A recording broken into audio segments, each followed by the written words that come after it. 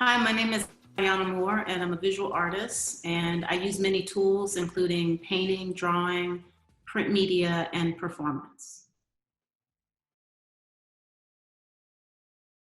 The body of work I'm currently developing consists of paintings, and these paintings are done on wood panel.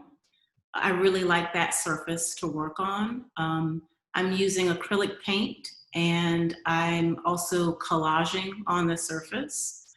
I like to use magazines such as Ebony magazine because I'm interested in images of Black life and culture. And I also really like the kind of aspirational quality of those images. When I begin the paintings, I often begin with the collage and then I respond with painterly gestures. These may be more abstract looking moments, and other times the color that I'm using is a reaction to the collage. I like the tension that's created between the photograph and painting, and I'm interested in those relationships creating a kind of meaning. They hold meaning for me, but I also enjoy the meaning that might be created when the viewer looks at the work. For the past year and a half, I've revisited my painting practice after about 20 years of not painting. And I gave myself permission to revisit painting in a way because I wanted the kind of material experience, the materiality of painting back. There's something about the discrete form of painting that's a bit different from some of the other approaches that I've used over the years, such as performance, very direct engagement. Printmaking involves a lot of process and a lot of very specific equipment often. But as far as painting, it's felt really good to engage in a very kind of solitary practice and to collapse so many of the things that I've learned into the painting form. So it's been really good for my spirit in a way to engage in painting after such a long time. The medium is both familiar and one that I'm relearning. And I think as an artist, sometimes we reach a point where we want to challenge ourselves in a different way. So I'm very excited about painting, and I hope the audience is too. I enjoy using colors and patterns from everyday life, from my living space, from my personal space. So I pay attention to the patterns that might be found on my rugs or blankets or my many houseplants. And I try to fold that content or those colors and layers into my work.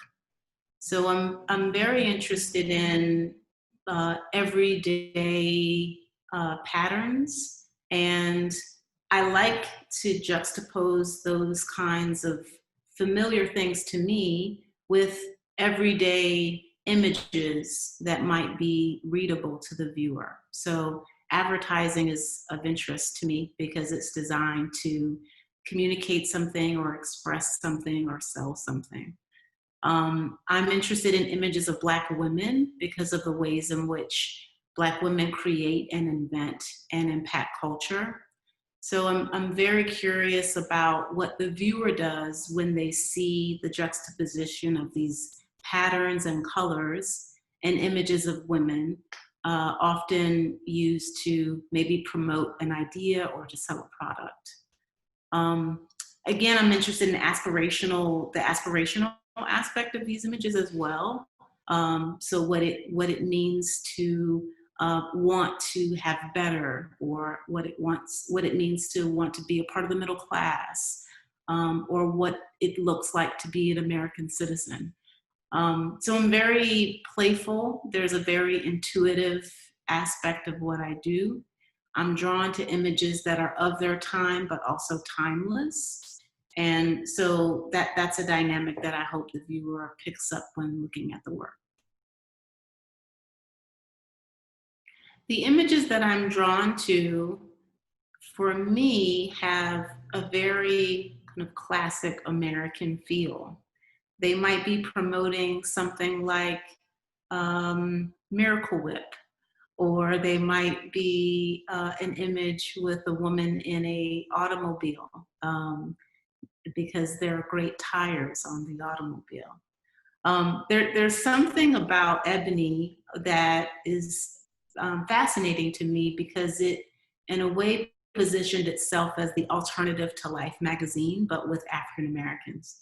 So there's something kind of unremarkable about the images, very everyday, but it does serve as this wonderful archive for me. So being based here in Chicago, where the Johnson Publishing kind of empire had its prominence, it means that there are many places to find these magazines. And I continue to be inspired by the imagery. I would say that there is something really subjective about my choices, but I think that they're images that would also get the viewer's attention. My work creates a visual situation for the viewer to encounter. Sometimes I want the work to be intentionally challenging visually, and there are other times when I'm aiming for something that compositionally is pretty harmonious. I trust that the viewer will wrestle with what I'm presenting and bring their own interests, experiences, biases, perspectives to the experience of looking. And I trust that they'll kind of handle that and make meaning with me. There are my interests that go into me selecting imagery and choosing colors and what I can do with the paintbrush, but I really enjoy setting a situation up for the viewer to kind of confront and then to decide what they want to take away. So in the case of the images, the pictures that I'm using, and the tension between the photograph and the painting, I really like the idea of leaving the viewer the work of making some of the meaning with me, as opposed to me telling them exactly what to think. And in this way, there are times that I can learn from the work, and I can also learn from the viewer. In terms of projects I have coming up, I have a solo exhibition at the Cleve Carney Museum of Art in January of 2021. And the title of that show is I Wish I Could Be You More Often. And much of the ways in which I've talked about images and painting juxtaposed will be on display in that exhibition. I'm really excited about that. In September, I will be creating a public artwork at the DePaul Art Museum. And this will be along the Fullerton red, brown, purple line station.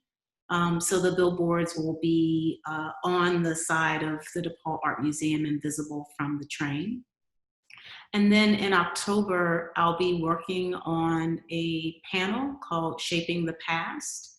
And that's hosted by the Goethe Institute Chicago, with artist Alicia Wormsley and scholar Metchich Woodridge.